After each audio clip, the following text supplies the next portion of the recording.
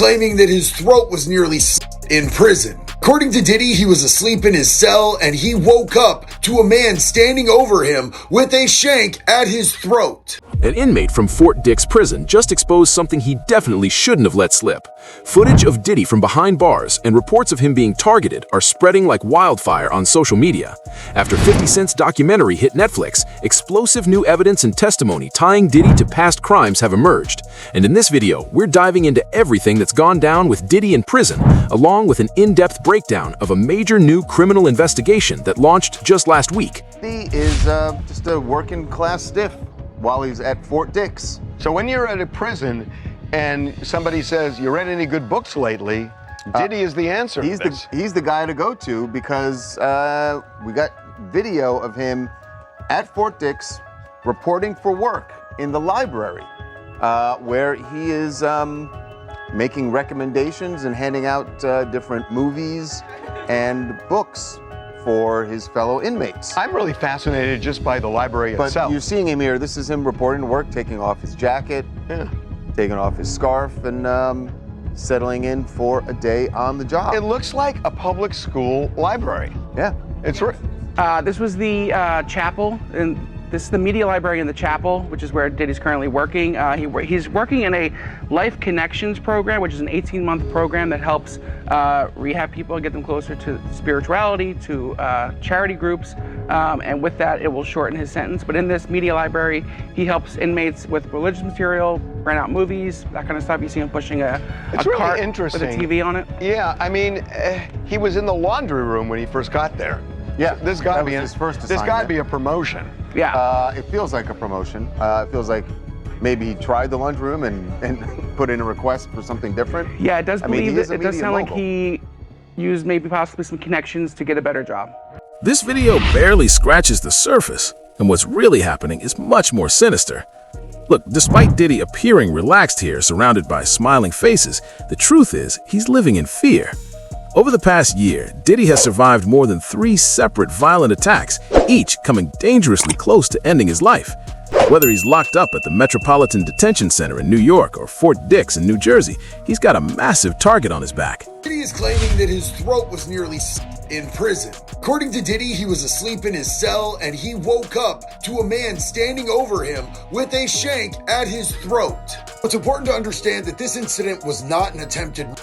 If this person wanted to kill Diddy, he never even would have seen it coming until he was bleeding out of his throat.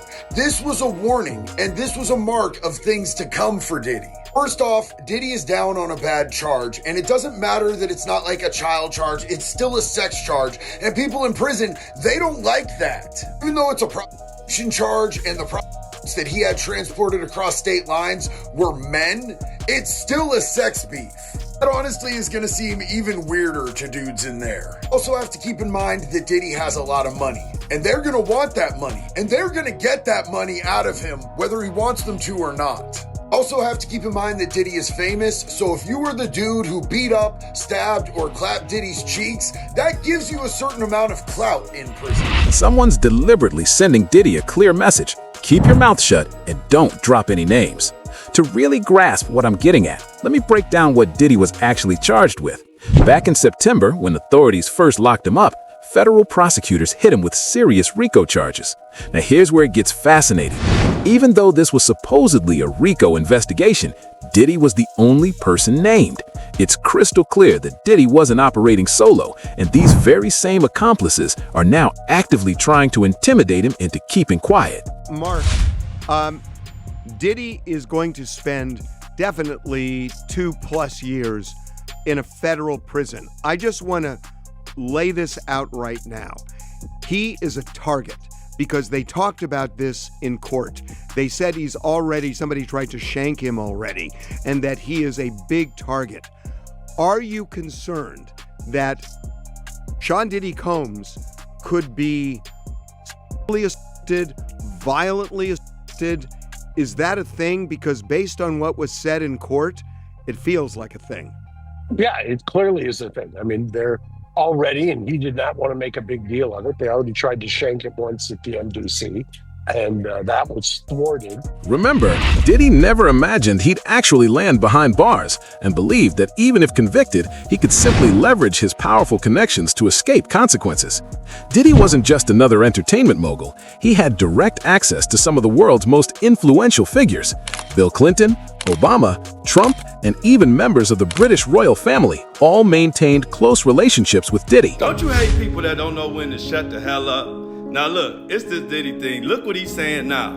Diddy been running around Fort Dix, bragging about Trump supposed to be pardoning him early next year. This is what he's telling the inmates. But I'm gonna tell you why he's telling them that. And I don't like it. See, Diddy think he's slick. See, Diddy know they on his ass. And he trying to figure out between washing clothes and all this other shit, trying to figure out how he can stay cool and stay protected. This didn't just begin after Diddy was transferred to Fort Dix. Multiple inmates have verified that Diddy was constantly dropping President Trump's name even while he was still in MDC during the trial. Why would he do that? How is a convicted felon connected to a sitting U.S. president and actually expecting him to bail him out? You know, he's a good friend of mine. He's a good guy. I think he's a good guy. I'm going to stick up for him. Well, not anymore. After spending over a year behind bars, Diddy has formally requested a pardon from the White House, and Donald Trump is completely rejecting him. I have a lot of people who have asked me for pardons. I haven't seen him. I haven't spoken to him in years. Yeah, that's straight from the president himself, who revealed this to the New York Times on Wednesday, confirming the request arrived via letter. Specifics of the supposed letter haven't been disclosed, but Trump made clear he's not planning to reduce the mogul's sentence. He didn't explain why, but it's a decision the president has been contemplating for months. Here's what he shared with reporters during Diddy's lengthy trial in May.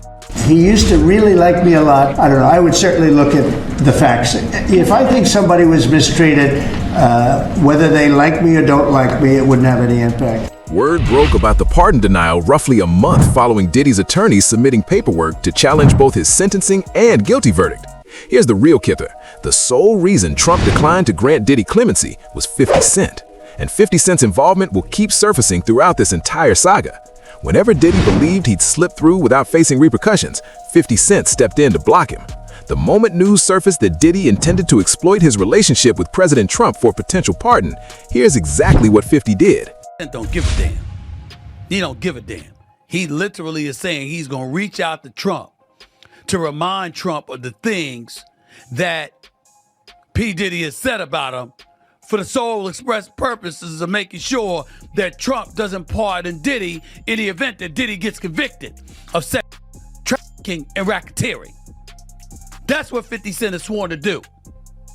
And I got to admit to you, that's wild. Damn, you know you got an enemy there when the man want to go out of his way to contact the president, you know, and clearly he has some kind of inroads where he can get to President Trump so President Trump can hear him. He's basically saying, yo, brother need to go down. The exact pattern repeated itself after that prison footage of Diddy blew up online. 50 responded immediately and shared his thoughts directly on Instagram. Doesn't it strike you as somewhat odd how 50 Cent is investing this much energy into targeting Diddy? He literally halted certain lucrative business projects and reached out personally to survivors, encouraging their participation in his documentary. This goes way beyond typical trolling behavior. 50 is deliberately working to ensure that Diddy's case receives maximum public exposure, so Diddy won't be able to pull off anything sketchy. Probably the biggest troll in the rap game, man. It's Diddy's birthday, November 4th. Oh, yeah, man. Today. Yeah. It's his birthday. Yes. And he happens to put up a post of him, and, you know, there were some pictures released of Diddy on the yard with a couple other prisoners. Mm-hmm. Crazy to say prisoners, right? Yeah. You know, he had Bad Boy East, Bad Boy West. That's Bad Boy Prison. Yeah. But he put up a picture of those pictures, and he said, he looked too happy to me. With all them handsome men around. Good morning, New York City. Wow. Oh my God. Dude, how does 50 get away with this? I don't know. Because we were talking about, man, 50 don't lose any brand deals. He don't lose any endorsements.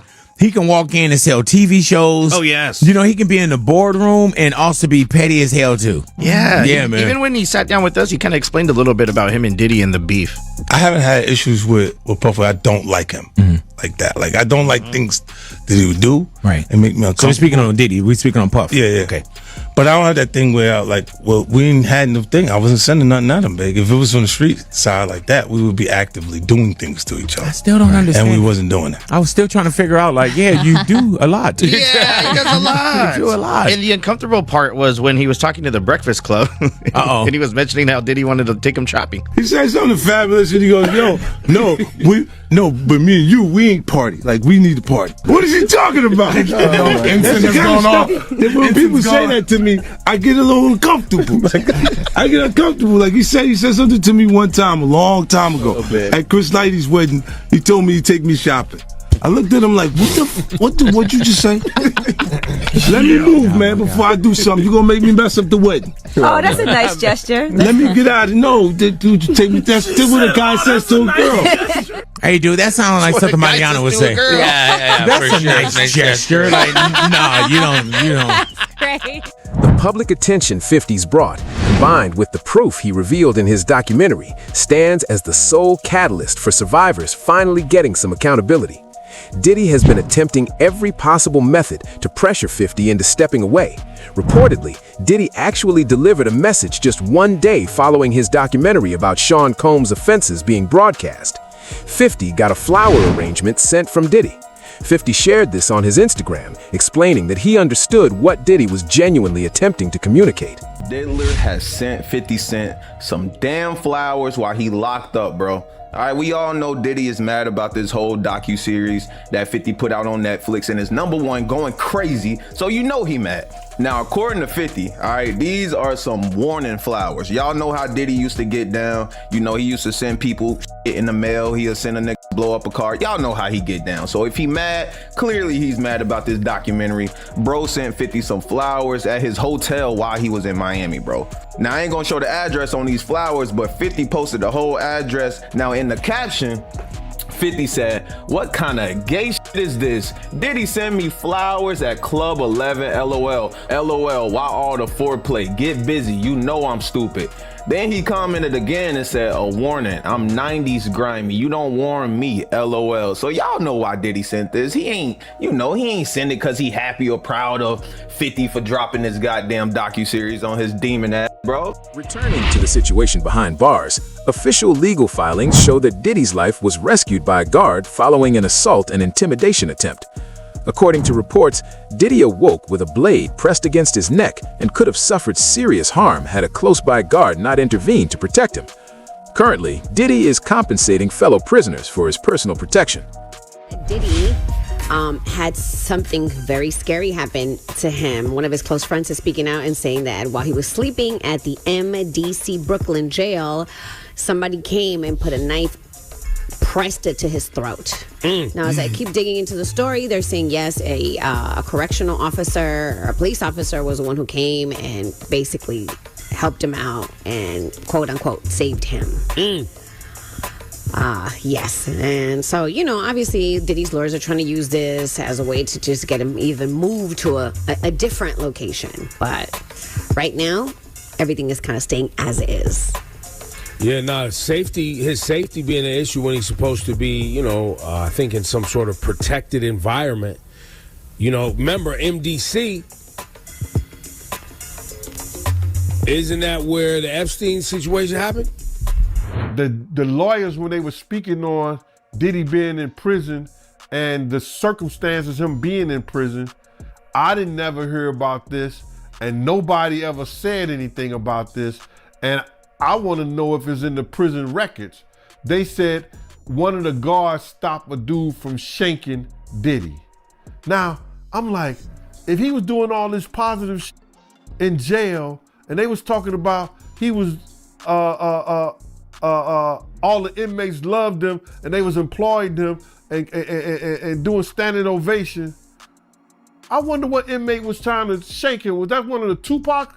Was that one of the Tupac fans, or that was one of Biggie fans? Because they said that the guard, they said that in court. One of the lawyers, one of the guards stopped one of the individuals that was trying to shank him, bro. And that was crazy. Nobody, I never, that didn't leak. Everything leaks from prison, but that didn't leak.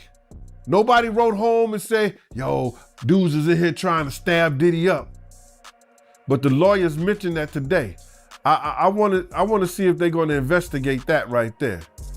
You know what I'm saying? And base that, or he probably used that, base that on trying to help Diddy getting into one of those camps or one of those programs.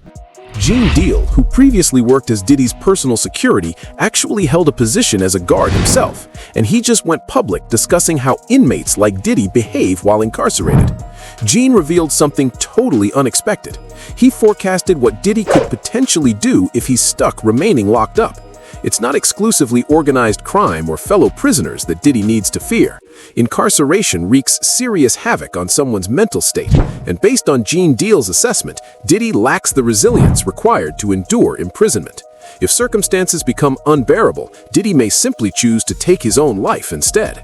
Diddy has never actually engaged in violence personally, and he's merely pretending to be tough in his musical performances. Yeah, that makes sense. But you knowing Diddy personally, do you think it's possible he might take his life? It takes a certain individual to prepare himself to do a lot of years in jail. From the lifestyle that he had, I'm not saying that he can't. I just don't see him able to do time behind bars. Maybe if he be in a camp type situation, that's a possibility. But based on the lifestyle and what he's done and what he's accomplished, if he had to go behind those bars for a lot of years, I think that he may commit suicide. He do an Epstein. Diddy finds himself locked up alongside hardened offenders, and these individuals show zero tolerance for anyone who physically assaults women. Ex-mobsters Michael Franzese and Sammy the Bull Gravano stated that had the organized crime world discovered Sean Diddy Combs' supposed conduct that he's currently facing charges for, they would have eliminated him long ago. The mob won't tolerate anyone escaping consequences for brutalizing women, and there's strong likelihood this explains exactly why Diddy continues becoming a marked target. Guys in the mob did some terrible, terrible things. The murders were gruesome and violent and painful, and they served a purpose. They were meant to terrify people into staying in line, right? Compare that to the things that you've heard alleged from the witness stand and testimony under oath from a lot of these young women and some of the young men who were his assistants. Compare the guys in the mob to the stuff you're hearing alleged against Diddy. If we did that in the mob, we would be for it. We would never touch women and children and stuff like that. So that's against our rules, our principles. We would never get away with something like that. There was a guy, Roy DeMeo and Gas Pipe, who became serial killer for no reason, and they were. So I mean, if he was in the mafia, he would, and we knew what he was doing, he would have been. There would be no trial. The extended duration of Diddy's incarceration directly increases the threats against him. His legal team just submitted an appeal on December 19th. Diddy's attorneys revealed that they were attempting to have Diddy's 50-month imprisonment either shortened or overturned entirely. They argued that because the jury had acquitted Diddy regarding certain more severe accusations, his punishment was excessively harsh and he warranted immediate release. In coverage, Sean Diddy Combs seeking an immediate release from prison. This week, his attorneys urging a federal appeals court in New York to reverse his conviction on related charges or direct the judge to lighten his 4-year sentence. The National News Desk, Jeff Harris, joining us. Diddy's lawyers, Jeff, officially filing that appeal this week. Tell us more about their argument and also the chances it succeeds. What are you hearing? So Diddy is currently serving that 50-month prison sentence after being found guilty on those related charges over the summer. In their appeal filing, his lawyers now arguing the music mogul was treated harshly during sentencing by a federal judge who let evidence surrounding charges that he was actually found not guilty of actually then influence his punishment. Should Diddy actually make it through the coming 12 months and successfully defend himself against every fresh lawsuit being brought forward, he might potentially gain his freedom. Well, Trump recently announced that he's not going to be pardoning Diddy. I seen that. Yeah. Are you surprised? Yes. Me too. I thought he would have pardoned Diddy. Yeah, because they used to be homies back in the day. I think maybe Diddy didn't do what he was supposed to do. What was that? You know how that go, man. You know, hey, listen, the Chevy in the parking lot, the truck is open. You know, them parties ain't just happening to happen. This a fact. Not those type of parties. But if Diddy does right, and if he's in the drug program, he'll be home later this year anyway. This year? Yeah. Nah, I don't think so. He's not coming home this year. You want to do the math? Let's do the math. Okay, let's do the math. 50 months, right? He got 50 months. Right, about 12 months time served? Hold on, he got 12 months time. Do they take the 15 from the top? Yeah. Okay, so minus his 15%. That leaves 42 and a half months. Minus, he had, about 12. 12 months time served? 12. So that's 30. That's 30. Minus another 12 months for the drug program. That's why he went there. You do the drug program. They 18 months. 12 months off. 18 months. Minus 6 months for the halfway house. 12 and a half months. He got sentenced when? In October? Was it October? I think that's too soon, but yeah. All right, listen. If I'm you're right, doing all the deductions. Listen, I'll be happy if you Diddy's do know free. that's why he wanted the drug program. Right, to get a reduction. You I get it 12 months off, and then they send you to the halfway house 6 months early. So that leaves him with 12 months. This is exactly where things get absolutely insane. Diddy isn't merely struggling behind bars, his empire is collapsing simultaneously. A reporter for the New York Times just uncovered that Diddy was liquidating his personal aircraft. This is the identical aircraft that Diddy was flaunting in his footage, and currently he's offloading it to secure whatever money remains available. According to reports, Diddy is financially depleted right now, and he cannot maintain his $30 million personal aircraft. Mia, you got the final sale price. It says it was not disclosed on the paper, but you got new information. Well, listen, it runs from between 20 million to 30 million. Of course, they did not tell us what the final sale was. And it's also anonymous. We don't know who bought it.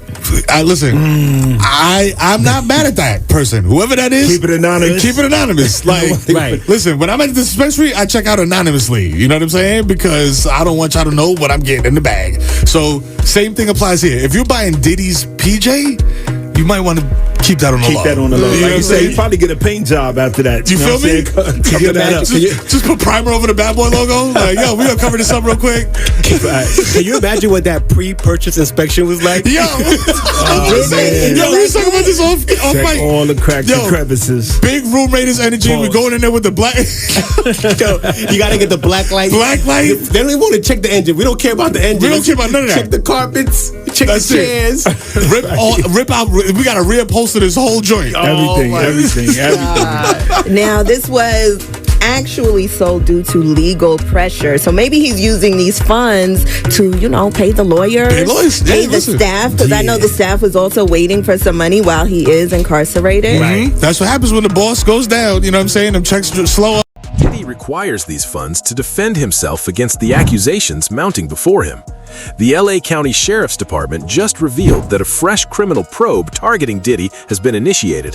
TMZ was the initial outlet to disclose that Diddy was facing investigation. The probe also includes Jonathan Oddie, Rihanna's former publicist, alongside Biggie Small's son, CJ Wallace. According to claims, Jonathan Oddie was attacked by Diddy following an invitation to lay down some tracks. Combs now facing new assault allegations, this time from a man in Florida. According to ABC News, investigators in LA received a report from a police department in Florida where the alleged victim lives, and now they are working on the case. Eyewitness News anchor Mike Marza in the newsroom with the very latest details. Mike. Well, David, here's what we know. The new allegations of all against Sean Diddy Combs come from a music producer who went to police in Florida, but the alleged crimes happened in Los Angeles. Jonathan Hay is his name. That's the person who filed the complaint, and he's one of the John Does that filed a civil lawsuit against Combs in July. The first alleged incident was in September of 2020 in LA. Hay alleging that Combs performed acts in front of him and asked for oral sex. In a second incident, in 2021, Hay claims that C.J. Wallace, the son of the rapper Notorious B.I.G., took him to a location where two men put something over his head, he says, before Combs forced himself on Hay several times. Combs is currently serving out a sentence in Fort Dix, New Jersey, following his conviction earlier this year on two related charges. Combs' representatives have not yet responded to this lawsuit. This hardly represents the sole fresh lawsuit that Diddy must be concerned about. 50 Cent's documentary revealed previously unknown proof and eyewitness accounts regarding the deaths of Tupac Shakur and Biggie Smalls. Evidence of Diddy's participation, combined with witness testimonies connecting Diddy to the murders, were made public for the absolute first time.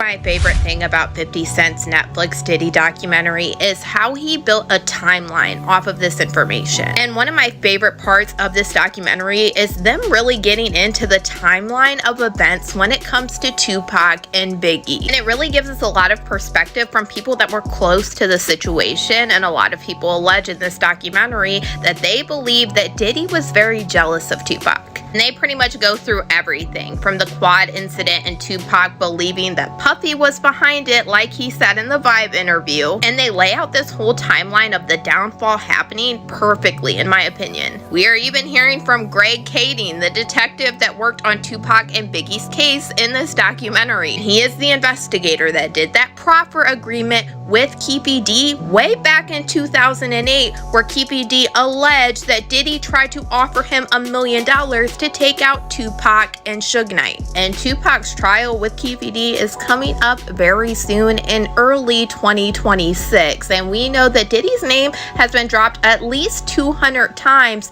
during these proceedings already. So this is one case that I am definitely waiting for and I am going to cover. In Keefy D's 2008 proffer agreement, he alleged that Diddy's friend Zip Martin is the one that gave him the weapon that was used to take out Tupac. And Keefy D told the investigator Greg Kading that Zip Martin had a special compartment to keep this weapon in his car that he drove to Las Vegas. And in this documentary, we have Greg Kading confirming that Zip Martin did drive the same type of vehicle that Keefy D alleged to Las Vegas this night. And then during this documentary, we heard from the former president of Bad Boy, Kirk Burroughs, who alleged during this time, Diddy had him hiring a whole bunch of people and getting cars to drive to Las Vegas. And he is now very curious into why Diddy wanted to do this. And he said in his opinion, he now believes that Diddy was behind taking out Tupac. Tupac Shakur's relatives have initiated an inquiry examining the murder and retained attorney Alex Spiro. Tupac's sibling, Mopram Shakur, has additionally provided a declaration regarding the tragedy and discussed how he's distrustful of Diddy. We are following new developments in the case of the hip-hop mogul who is facing RICO charges in New York. Sean P. Diddy Combs. Court TV has just confirmed that the family of Tupac Shakur is investigating a potential link between the murder of Tupac and Sean Diddy Combs. This coming from attorney Alex Spiro, who represents Tupac's family. Now, this investigation had been previously reported by unnamed sources, but earlier today, Spiro confirmed to our Court TV team that he and a team of investigators has been hired. Sean Combs allegedly had business dealings with Dwayne Keefy D. Davis, who will go on trial next March for the murder of Tupac. This was back in 1996. Some have speculated that Diddy ordered Tupac's death. That, of course, is just a theory at this point, and we are monitoring the developments in both the Tupac trial and the federal indictment of Sean Diddy Combs. So a lot of information to come on that one. I get it. When you have a case that's 5 years old, it's hard to get overwhelming evidence that meets the burden of proof beyond a reasonable doubt. When you have cases this old, no matter what Fiddy has found out and put in this documentary, do you see it at all ever possible that Diddy could be involved in a trial when it comes to Biggie and Tupac? It could be possible, yes. However, like I said, they need a lot of corroboration to make that stick, because it's really alleged right now as to his involvement. It's not anything that's substantial or concrete that he was involved. It's personally from people talking about it and saying this is what happened. You need some more information to come forward to prove that.